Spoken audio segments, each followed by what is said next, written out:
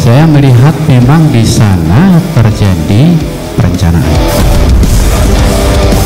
Di dalam perencanaan itu pasti ada aktor intelektualnya.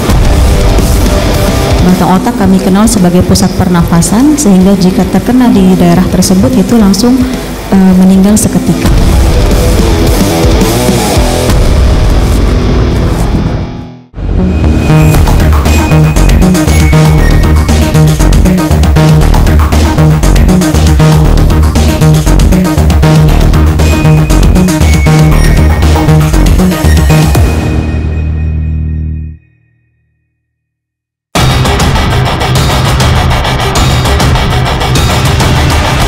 Pengadilan Negeri Jakarta Selatan kembali menggelar sidang kasus pembunuhan berencana Brigadir Yosua dengan terdakwa Ferdi Sambo CS.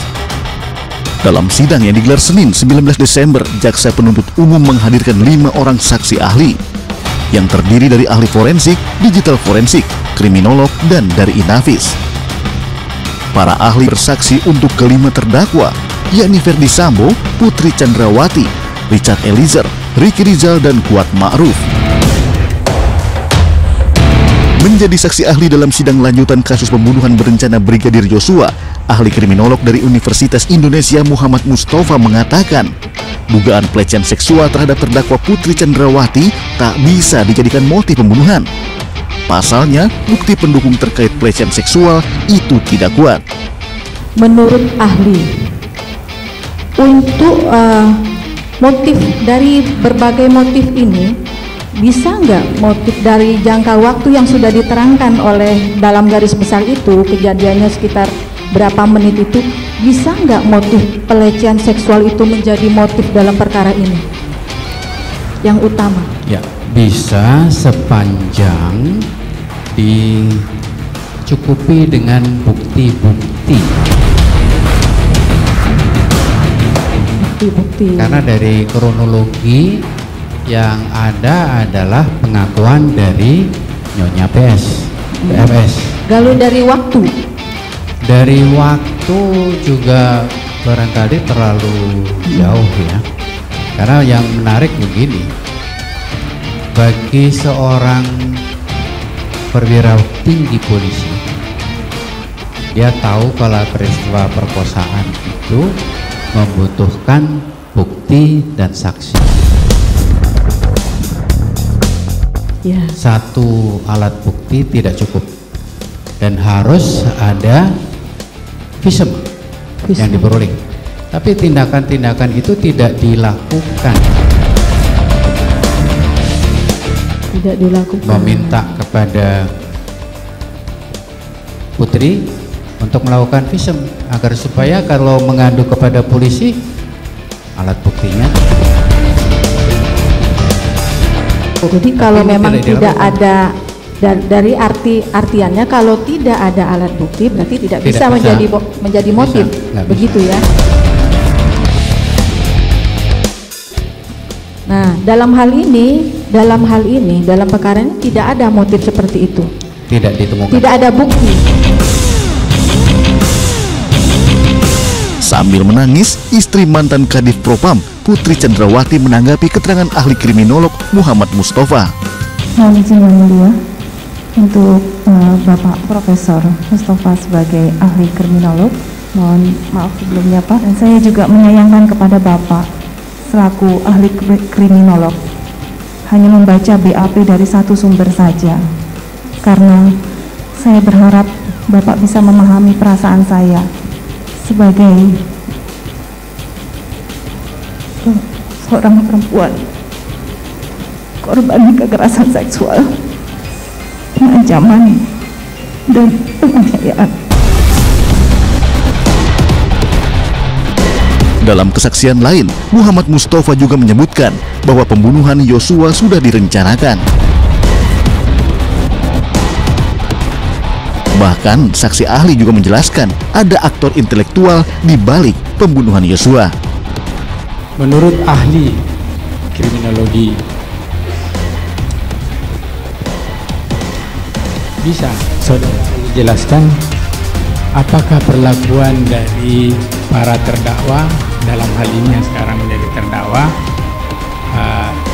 dapat dijelaskan bisa dijelaskan apakah itu merupakan perencanaan atau bagaimana?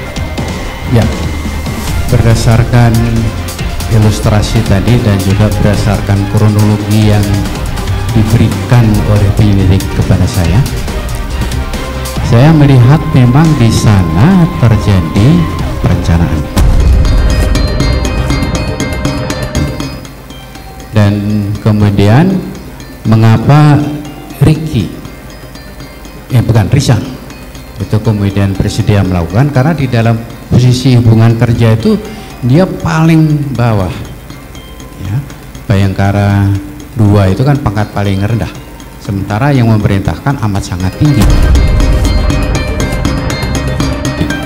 Kemudian barangkali di antara ajudan maupun pembantu rumah tangga di sana dia juga paling junior barangkali ada di sana, sehingga kemungkinan melakukan penolakan menjadi lebih kecil ya, apalagi dia masih baru menjadi anggota polisi, takut akan kehilangan pekerjaan dan seterusnya, itu barangkali yang lebih berpengaruh. Dan memang ada perencanaan. Bisa ahli jelaskan terkait dengan kronologis dan yang saya sampaikan tadi, kronologis singkat juga, itu peran masing-masing dalam keilmuan saudara bisa dijelaskan? Ya. Di dalam perencanaan itu pasti ada aktor intelektualnya yang paling berperan di dalam mengatur. Kemudian dia akan melakukan pembagian kerja, membuat skenario apa yang harus dilakukan oleh siapa. Ya, mulai dari eksekusi sampai tindak lanjut setelah itu, agar supaya peristiwa tadi tidak terlihat teridentifikasi sebagai suatu peristiwa pembunuhan berencana. Dan itu perencanaan tadi kelihatan sekali di dalam kronologi. Apakah boleh dijelaskan oleh ahli atau dikatakan bahwa ini adalah perbuatan yang dilakukan secara bersama-sama? Kalau secara bersama-sama, secara sosiologis tidak bisa. Tidak bisa. Harus ada yang mengkoordinasi, memimpin, dan harus bertanggung jawab, sehingga yang lain-lain akan ikut serta. Tanpa kemampuan memerintah yang betul-betul ditaati, orang tidak akan ikut serta. Sementara perlawanan disampaikan Verdi Sambo saat menanggapi pernyataan saksi ahli. Sambo bahkan menuding bahwa penyidik ingin menjebloskan semua penghuni sebagai terdakwa. Terima kasih Yang Mulia. Ada beberapa yang kami bantah dan ada beberapa yang kami akan tanggapi. Yang pertama, bantahan terhadap mohon maaf dari ahli kriminolog, karena sangat disayangkanlah apabila konstruksi yang dibangun oleh penyidik adalah konstruksi yang tidak secara menyeluruh diberikan kepada ahli, sehingga hasilnya juga tidak akan komprehensif dan justru subjektif, di mana penyidik ini menginginkan semua dalam rumah itu harus jadi tersangka. Sekali lagi mohon maaf. Saksi ahli lain yang juga dihadirkan dalam sidang oleh jaksa penuntut umum adalah ahli forensik dan mediko-legal. Farah Primandani menjelaskan temuan luka tembak pada tubuh Yosua setelah menjalani otopsi. Spesifiknya apa yang Anda temukan? Pada pemeriksaan luar, kami menemukan satu orang jenazah laki-laki, kemudian masih berpakaian, menggunakan satu helai kaos lengan pendek berwarna putih dalam kondisi berlumuran darah. Kemudian satu helai celana panjang bahan jeans berwarna biru. Kemudian setelah kami bersihkan jenazahnya, kami menemukan adanya beberapa luka yang kami simpulkan sebagai luka tembak. Luka tembak, apakah luka tembak itu dikatakan luka tembak masuk apa luka tembak keluar? Berdasarkan pemeriksaan dan karakteristik dan pola gambaran luka yang ada pada tubuh jenazah, kami mengidentifikasi adanya luka tembak masuk dan luka tembak keluar. Dalam kesaksiannya, Farah Primadani menyebutkan ada 7 luka tembak masuk dan 6 luka tembak keluar. 7 luka tembak masuk terdapat pada kepala bagian belakang sisi kiri, bibir bawah sisi kiri, puncak bahu kanan, dada sisi kanan, pergelangan tangan kiri sisi belakang, kelopak bawah mata kanan, dan jari manis tengah kiri. Sementara 6 luka tembak keluar terdapat pada puncak hidung, leher sisi kanan, lengan kanan atas kiri luar, pergelangan tangan kiri sisi depan, dan jari manis tangan kiri sisi dalam.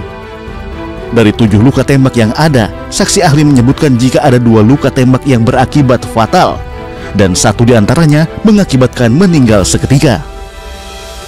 Itu setelah kami telusuri pada otopsi, itu dia mengenai paru-paru dan kena pembuluh darah besar sehingga menimbulkan perdarahan.